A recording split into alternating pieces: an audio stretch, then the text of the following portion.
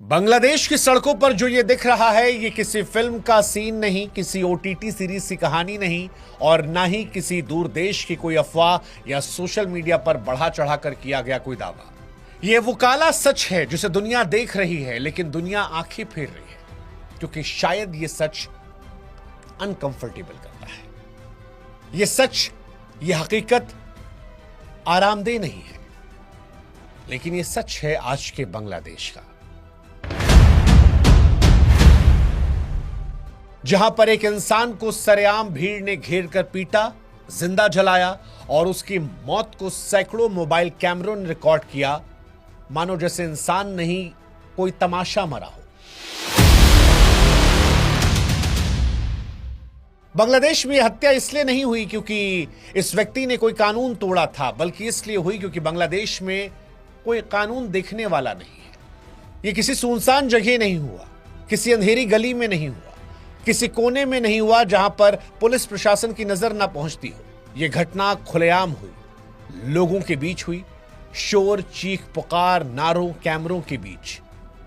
और यहीं से एक संदेश गया कि जो आज हुआ है, अगर इसको देखकर आज आप इग्नोर करेंगे तो कल किसी और को यूं ही बेखौफ मारा जाएगा उसकी पहचान के लिए, पहचान कि वो हिंदू है। यहीं से सवाल उठता है कि क्या बांग्लादेश हिंदुओं के लिए अब असुरक्षित हो गया है? क्या बांग्लादेश भी उसी रास्ते पर आगे बढ़ गया है जिस रास्ते पर कभी पाकिस्तान था? क्या पाकिस्तान से निकलकर बांग्लादेश अब फिर से पाकिस्तान बन रहा है? क्योंकि बांग्लादेश की यह घटना अगर घटना होती तो शायद हम और आप इसे अपराध कहकर आगे बढ़ सकते थे, लेकिन समस्या यही है, बांग्लादेश की यह घटना नहीं है। यहां मारने वाले केवल लाठी, पत्थर या आग लेकर नहीं थे।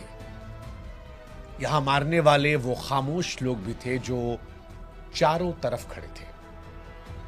वो डर शामिल था जिसने किसी को आगे नहीं बढ़ने दिया। वो नफरत शामिल थी जिसमें इंसान की पहचान उसकी मौत की वजह बन गई। और याद रखिएगा, भीड़ जो है वो अचानक पैदा नहीं होती है। भीड़ सालों साल की चुप्पी, राजनीतिक सहूलियत और धार्मिक उकसावे से बनती है। और जब भीड़ आती है तो सबसे खतरनाक बात यह होती है, गुस्सा नहीं, उसकी गुमनामी सबसे खतरनाक होती है। भीड़ में हर कोई मारता है ताकि कोई दोषी ना बचे, और जब कोई समाज उस भीड़ की हत्या या उस भीड़ की हिंसा को रोकने के बजाय उसे कैमरों से रिकॉर्ड करना चुनता है, तब सवाल सिर्फ अपराध का नहीं होता, उस समाज की आत्मा का बन जाता है। और इतिहास गवाह है, किसी भी देश में जब कट्टरपंथी ताकतों ने देश को बर्बाद किया है तो उसकी शुरुआत ऐसे हुई थी। बांग्लादेश में जिस व्यक्ति को इस भीड़ ने मारा, उसका नाम दीपू चंद्र दास था। इस व्यक्ति का कोई आपराधिक इतिहास नहीं था, इसने कोई हथियार नहीं उठाया था, कोई हिंसक पृष्ठभूमि नहीं थी, ना बांग्लादेश में वो कोई नेता था, ना कोई आंदोलनकारी। एक आम नागरिक था, एक आम नागरिक जो सुकून से जिंदगी जीना चाहता है। लेकिन बांग्लादेश में इस पर आरोप लगा ईश निंदा का। हालांकि सबसे बड़ी बात यह है कि जब इस व्यक्ति को मार डाला गया और फिर जांच हुई तो पता चला ऐसा कोई सबूत था ही नहीं। यानी जिस इंसान को पीट पीट कर, जिसे जलाकर मार दिया गया, जिस आरोप में मारा गया, वो आरोप कानून की कसौटी पर खड़ा ही नहीं उतरा। और यहीं से सवाल उठता है कि क्यों? बांग्लादेश की जब प्रमुख सुरक्षा एजेंसी रैपिड एक्शन बटालियन ये कहती है कि दीपू के खिलाफ तो कोई निंदा का सबूत है ही नहीं, और ये हम नहीं कह रहे, ये उनकी सुरक्षा एजेंसी कह रही है, तो मतलब जिस अपराध के लिए आपने एक व्यक्ति को जानवरों से बदतर सलूक करते हुए मारा, इंसान जहां जानवर बन गया, वहां अपराध है ही नहीं, तो फिर सवाल उठता है कि सजा किसने दी? अगर भीड़ ने दी तो भीड़ में डर क्यों नहीं था? डर कि कैमरा चालू है, डर कि लोग देखेंगे, डर कि कानून। और क्या यह प्रत्यक्ष उदाहरण नहीं है कि बांग्लादेश में कानून जो है वो खत्म हो चुका है? क्योंकि भीड़ हावी तभी होती है जब कानून खत्म हो जाता है या कानून का उसे साथ मिल जाता है। और यहीं से यह मामला और बेचैन करता है। यह फिर सवाल उठाता है कि क्या बांग्लादेश में हिंदू सुरक्षित हैं? यह सवाल भावनाओं से पैदा नहीं हुआ है, बांग्लादेश में हिंदुओं की सुरक्षा का सवाल उन घटनाओं से पैदा हुआ है जो बार बार दोहराई जा रही है। दीपू चंद्र दास की हत्या में किसी ने यह नहीं पूछा कि दीपू दलित था, ब्राह्मण था, क्षत्रिय था या वैश्य था, क्योंकि बांग्लादेश में जो कट्टरपंथी ताकतें जगी हैं उन्हें इस बात से कोई फर्क नहीं पड़ता। उन्हें सिर्फ इस बात से फर्क पड़ रहा था कि ये हिंदू था।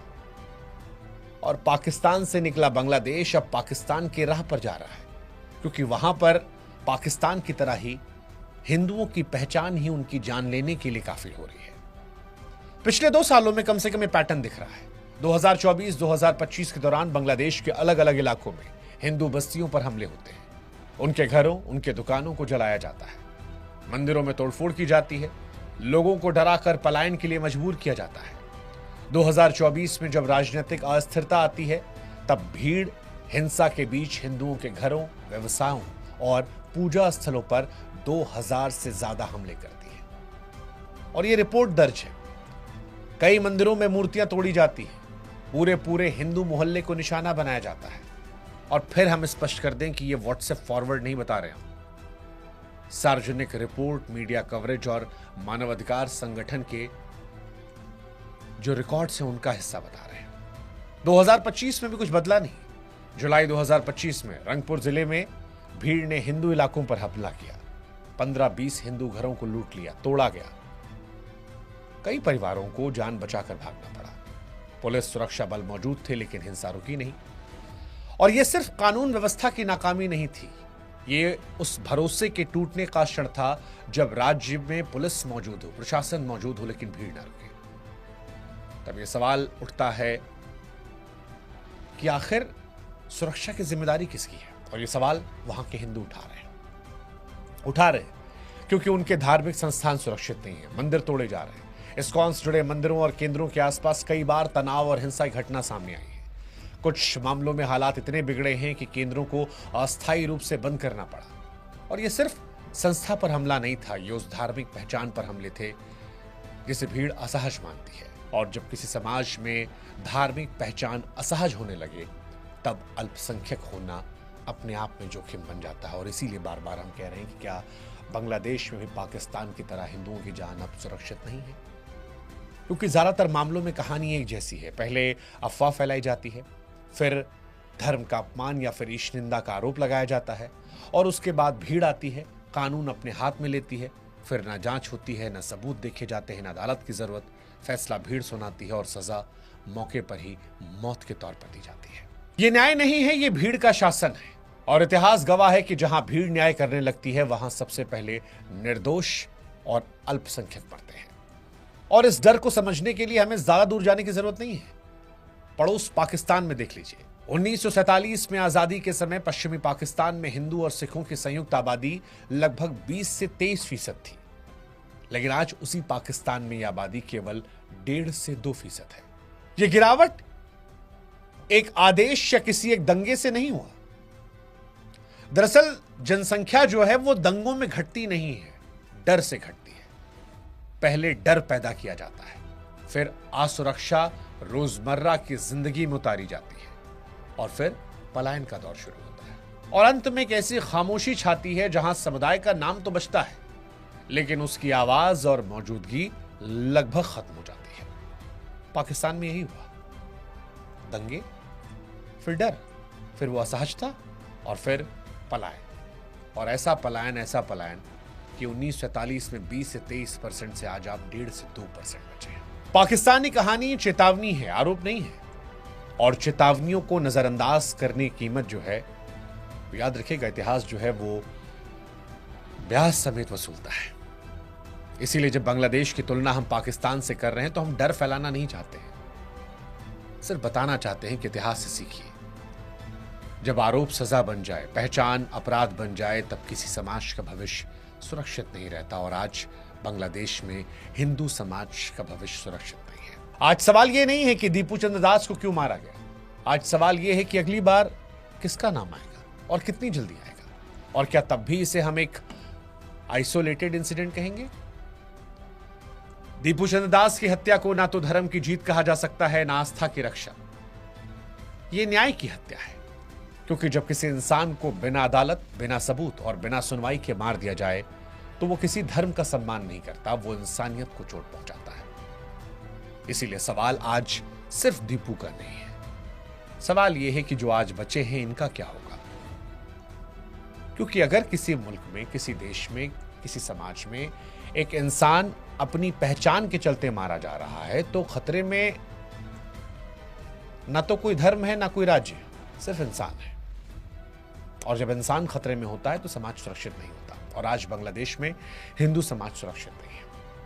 इसलिए बेहतर है कि इस अनकंफर्टेबल ट्रुथ पर आंखें फेरने की जगह आंखें मिलाइए। आंख मूंद लेने से हाथ से नहीं टल जाते। आवाज उठाइए ताकि कम से कम आपके देश की सरकारें सुन सकें, ताकि ये आवाजें वहां तक पहुंच सकें, ताकि जो बचे हैं वो जिंदा बच सके। लेकिन जाते जाते एक सवाल, क्या जिस पाकिस्तान से बांग्लादेश निकला, जिस पाकिस्तान से बांग्लादेश के लोगों को हिंदुस्तान ने बचाया, क्या वो बांग्लादेश वही पाकिस्तान बनने जा रहा है? उसमें उन्हीं हिंदुओं को खतरा होने वाला है जिन्हें बचाया गया था? और क्या बांग्लादेश जो एक जबरदस्त ग्रोथ के साथ दुनिया को एक रास्ता दिखा रहा था, वो अब धीरे धीरे पाकिस्तान 2.0 बनकर अपनी बर्बादी की जड़ें खोद रहा है? जो भी सोचते हैं कमेंट सेक्शन में जरूर लिखिएगा। उम्मीद करते हैं कि अब तो आंखें खुलेंगी, और नहीं खुली हैं तो कम से कम आंखें बांग्लादेश की तरफ मोड़िए।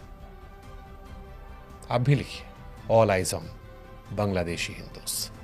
जय हिंद, जय भारत। मनीषा हत्याकांड को लेकर पूरे इंडिया में बवाल मचा हुआ है। सभी जानने के लिए बेकरार हो गए हैं कि आखिर मनीषा का हत्या क्यों किया गया, किस लिए किया गया। ये बात सभी के मन में आक्रोशता बनकर बैठा हुआ है। मनीषा का हत्या करके इन दरिंदों को मेन मोटिव क्या दिखाना था। जब से मनीषा का हत्या हुआ है तब से हरियाणा में ही नहीं बल्कि पूरा देश में हंगामा हो गया है। ये और सभी के मन में एक ही सवाल है कि पुलिस उन कातिलों को कब तक पकड़ेगा, ये और कब मनीषा को इंसाफ मिलेगा। यहाँ तक कि पूरा हरियाणा मनीषा को इंसाफ दिलाने में लगे हुए हैं। हरियाणा के मेन हाईवे को ब्लॉक करके रखा हुआ है। ये और जगह जगह पे प्रदर्शन कर रहे हैं। ये और सभी लोगों का सिर्फ एक ही मांग है कि आखिर कब तक मनीषा के गुनहगारों को पुलिस पकड़ेगा। लोग हरियाणा के बीच हाईवे पर अनशन करके बैठा हुआ है। ये और बैठे भी क्यों ना दोस्तों, ये जो मनीषा के साथ इतना दुष्कर्म किया गया है, भगवान न करे किसी दुश्मन के साथ भी ऐसा हो। इतनी बुरी तरीका से मनीषा का मर्डर किया गया कि पूरे देश के लोगों में गुस्सा भरा हुआ है। ये आपको बता दूं कि जब मनीषा का मर्डर किया गया था तब मनीषा का दोनों आंखें निकाल दिया था। ये और मनीषा चिल्ला ना पाए इसलिए उसका गला काट दिया था। मनीषा का गला भी इतनी बेरहमी से काटा था। मनीषा का सिर धड़ से अलग होने में केवल 1 ही इंच बच रहा था। ये और इससे भी उन दरिंदों को मन नहीं भरा तो इसके साथ दुष्कर्म किया। पुलिस तो अभी तक मनीषा का सीसीटीवी फुटेज ही निकाल पाया है जिसमें मनीषा कॉलेज जाती हुई दिख रही है। ये और कॉलेज से लौटने का कोई फुटेज नहीं मिला। पुलिस जोरों शोरों से जांच पड़ताल कर रहा है। ये और पुलिस मनीषा का कॉल भी ट्रेस करने की कोशिश कर रहा है। दोस्तों, इस घटना को लेकर आपकी क्या ओपिनियन है, ये आप अपनी राय कमेंट बॉक्स में ज़रूर दें।